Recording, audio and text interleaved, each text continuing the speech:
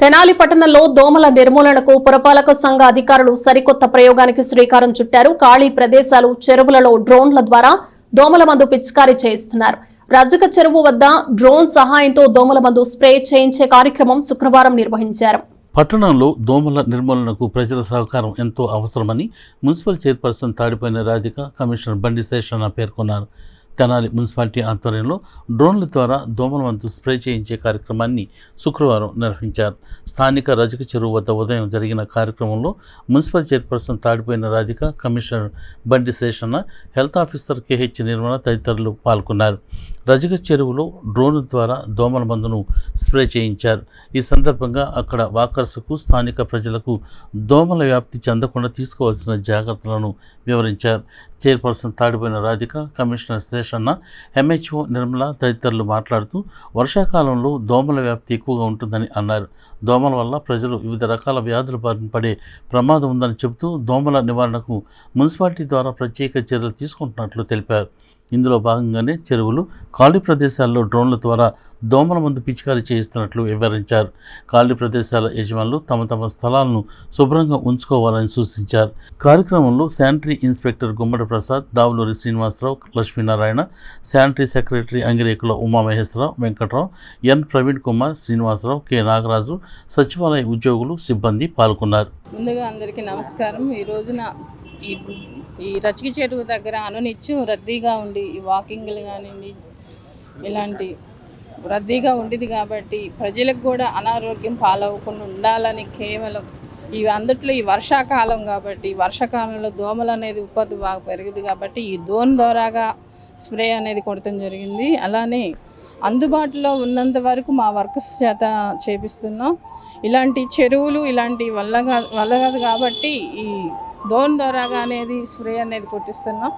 అలానే ప్రజలకు కూడా అప్రమత్తంగా ఉండండి. ఈ దోమలు నిషేధిద్దాము. మీ చుట్టుపక్కల ఎక్కడైనా సరే ఖాళీ స్థలాల్లో వాటర్ ఎక్కువ ఈ వర్షం నీళ్ళు అనేది నిలబడటం జరిగింది. వాటిల్లో కూడా మేము ఈ ఆయిల్ బాల్స్ అనేది వేసి దాన్ని ఉత్పత్తి అనేది పెరగకుండా మేము చూస్తాం జరిగింది. అలానే మీ చుట్టుపక్కల ప్రదేశాల్లో కూడా ఏమన్నా ఇలానే వాటర్ ఏమన్నా నిలుస్తుంటే దయచేసి మా దృష్టికి తీసుకురావాలని కోరుతున్నాను. అలానే మా సాధ్యమైన వరకు మేము ఇంకా తెనాలి డెవలప్ కోసం కృషి చేస్తామని కోరుకుంటూ ప్రజలందరికీ కూడా ఒక గమనిక విజ్ఞప్తి, మీ యొక్క వేకెంట్ సైట్లు ఏవైతే ఉన్నాయో వాటిని ఐడియల్గా ఉంచుకోకుండా శుభ్రం చేయించుకోండి. మీరు శుభ్రం చేయించుకుంటే కనుక మీ ఇరుగు పొరుగు వాళ్ళకు ప్రయోజనకరంగా ఉంటుంది. లేకపోతే కనుక క్రిమికీటకాలు, పురుగులు, పుట్టలు, పాములు, తేళ్ళు ఇట్లాంటివన్నీ ఉండేటువంటి అవకాశం ఉంది. సో అందరికీ ఒకటేనంటే గమనిక, ఇమ్మీడియట్గా శుభ్రం చేయించుకొని పెట్టుకోండి. పరిసరాలను శుభ్రంగా ఉంచుకోవాలి. కాని పక్షంలో మేమే వాటిని శుభ్రం చేయించాల్సి వస్తుంది. చేయించి వాటికి అయ్యేటువంటి ఏదైతే ఎక్స్పెండిచర్ ఉంటుందో ఆ యొక్క ఎక్స్పెండిచర్ను మీ నుంచి రాబట్టడం కూడా అవుతుంది. ఇది రాబోయేటువంటి దినాల్లో చేయబోతాం. కాబట్టి ప్రతి ఒక్కరు కూడా గమనించుకోవాల్సింది ఏంటంటే మాకు సహకరించండి, మా యొక్క సేవలను అందుకోండి.